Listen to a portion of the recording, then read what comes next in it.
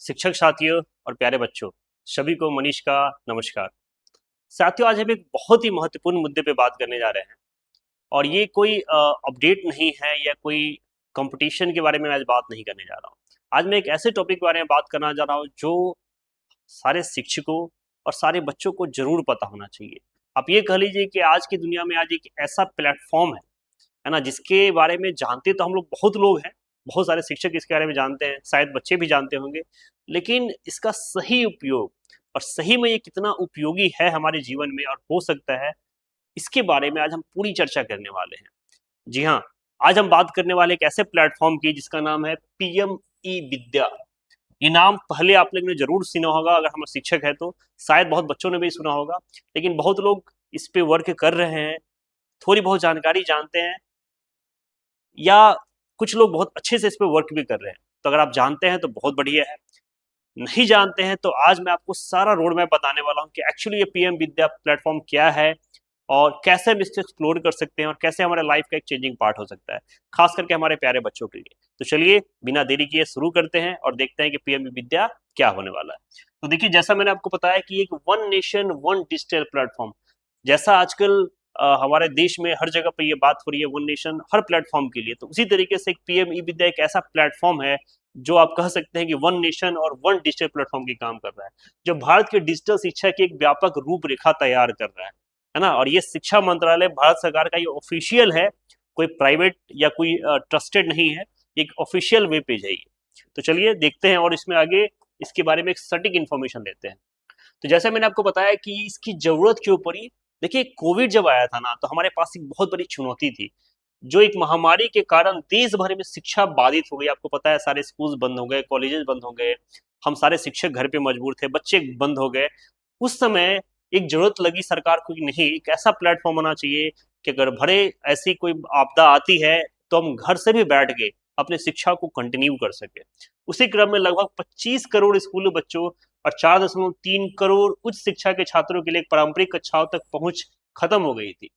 इसी को एक अवसर और विजन दिया 17 मई 2020 को, ये ध्यान रखिएगा इस डेट को, जो एक आत्मनिर्भर भारत अभियान के तहत पीएम ई विद्या का शुभारंभ किया गया। एक बहुत ही महत्वपूर्ण तिथि है 17 मई 2020, जिस दिन इस प्लेटफॉर्म को शुरू किया गया, जिसमें एक देश एक डिजिटल शिक्षा का एक बुनियादी ढांचा रखा गया।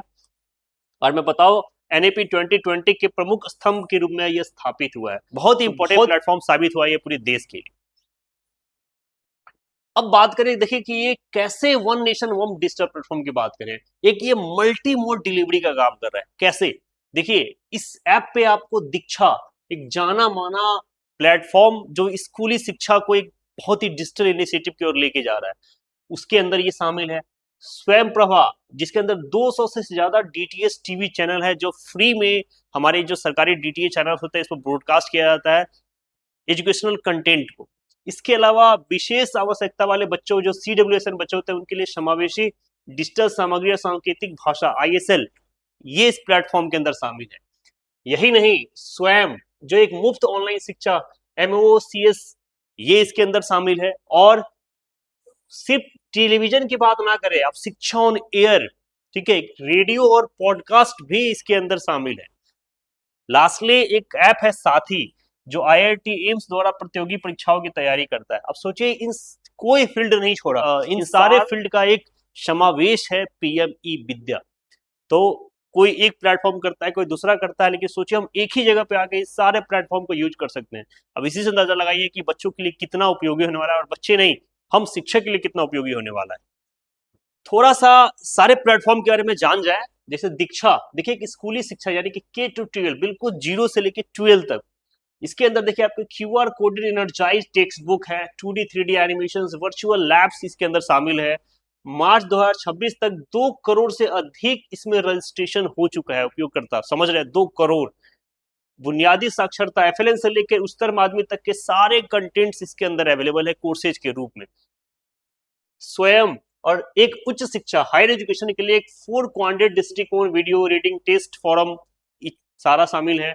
जनवरी 2026 तक 5.80 करोड़ से लगभग अधिक नामांकन हो चुका है।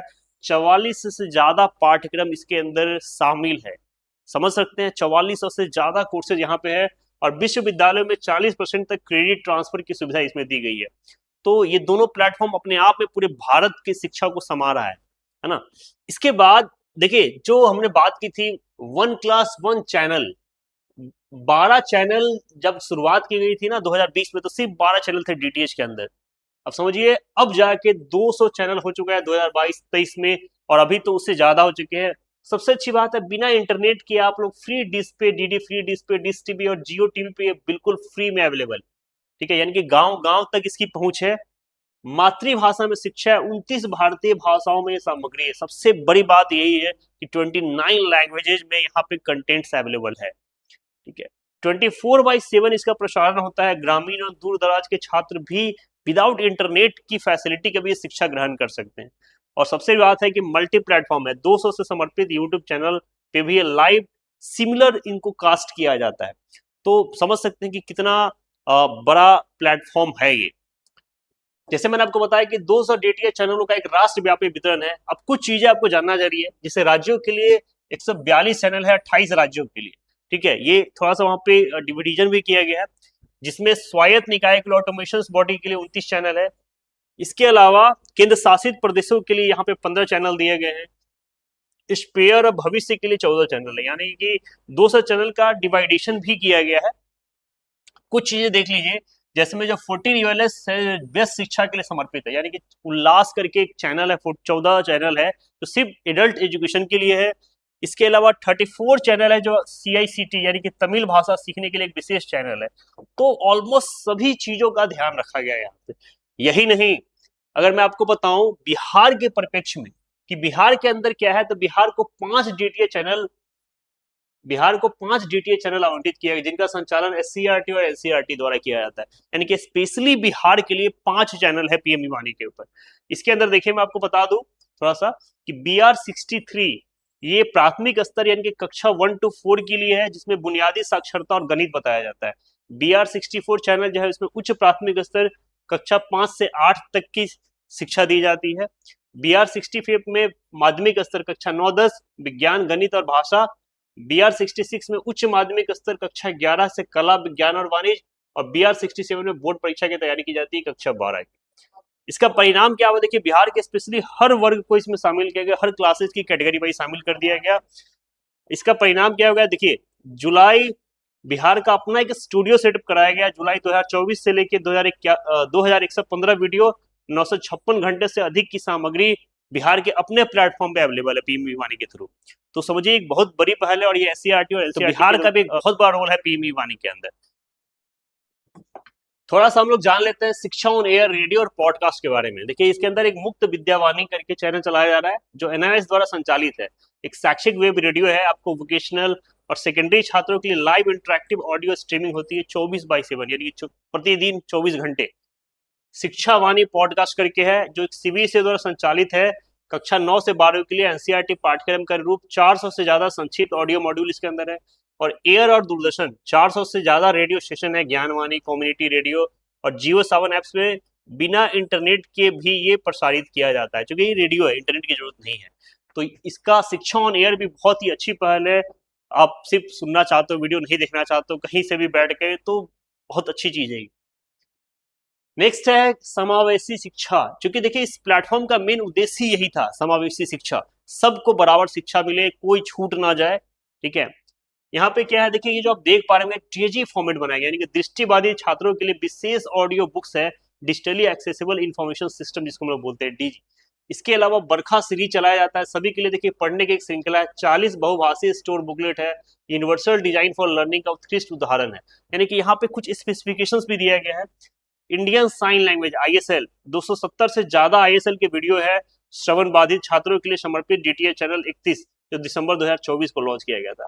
तो कुछ ऐसे स्पेशल चैनल है जो बच्चों को जरूर बताने हैं, खास करके स्पेशल CWSN वाले बच्चों को, और ये हम शिक्षक को पता रहेगा तभी तो हम पूछा पाएंगे ना, तो ये बहुत जरूरी है जानना इनके बारे में। इसके बाद एक और इम्पोर्टेंट पोर्टल है साथी।